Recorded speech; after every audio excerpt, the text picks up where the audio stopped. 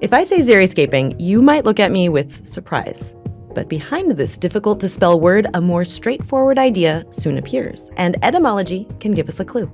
This word comes from the Greek xeros, meaning dry, and scape, as in landscape. It describes a style of gardening that uses as little water as possible. Oh, cool.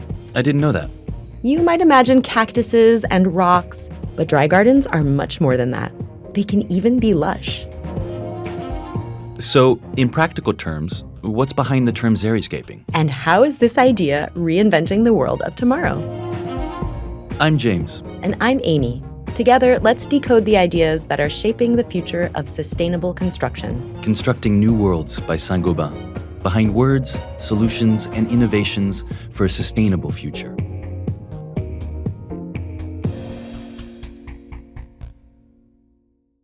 The term xeriscaping, or dry gardens, comes from the western United States. Following severe droughts at the beginning of the 1980s, the Denver water utility in Colorado encouraged its clients to use less water while watering their lawns. According to other sources, this practice might also be related to those of Japanese farmer Masanobu Fukuoka around the same period. He is known for his commitment to natural agriculture, which severely limits human interventions on crops. Oh, so what exactly does it consist of? The first critical step in xeriscaping is designing a landscape plan. There's no room for improvisation. What goes into the design is existing vegetation, slopes, and terrain, sunny or shady areas, and so on. You'll also need to know about soil type.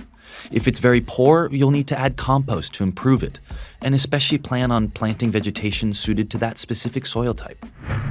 Okay, and the idea is not to use any water at all? Well, no, actually, xeriscaping doesn't totally rule out irrigation, but it has to be reduced as much as possible and carried out efficiently. That means using rainwater collectors, watering generously but less often, and using slopes to naturally distribute the water downhill. You could also use drop-by-drop technology, which is highly targeted irrigation, or Oya watering pots made of microporous ceramics buried beside plants and filled with water which diffuse very gradually. Another principle is depositing mulch or dried leaves around the base of plants to maintain soil moisture at the surface. Okay, so are some plants better suited to xeriscaping than others? Totally. Some types need less water than others. For example, cactuses and succulents don't require much. But other plants can also be well suited, like lavender or fig trees from the Mediterranean region, palm trees, or climbing plant varieties. But above all, it's about choosing native plant species already naturally present in the surrounding area. That said, given climate warming, you also need to plan ahead and think about planting species better suited to the future climate.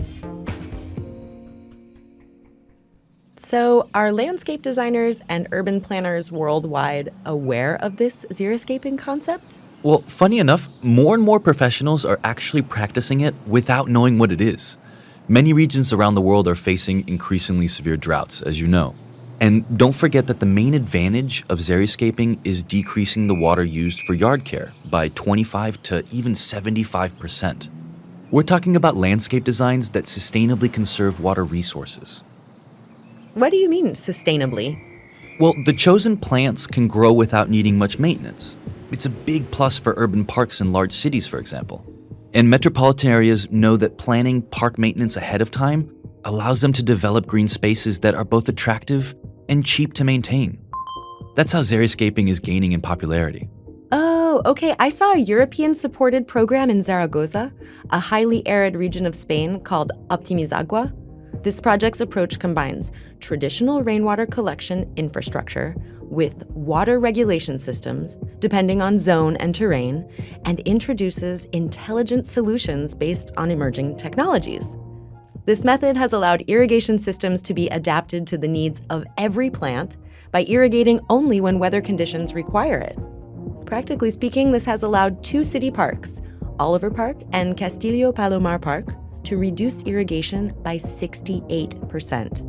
And nearly 95% of the irrigation water used in the parks doesn't even come from the water supply network. This type of project could be duplicated or copied by being adapted to each local situation. whether for agricultural use or recreational green spaces.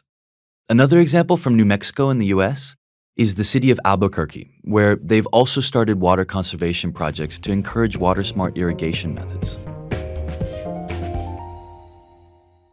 To reinvent the city, you also have to reinvent its yards and parks. And xeriscaping is one exciting avenue for adapting to climate change and saving water resources without giving up green spaces that are both attractive and sustainable. The key is working with what's already there, not recreating the same kind of yard everywhere, but choosing the best suited plant species for each space. Yeah, that also means changing our frame of reference, though, especially when it comes to giving up grass and accepting nature that's a bit wilder, even in the city.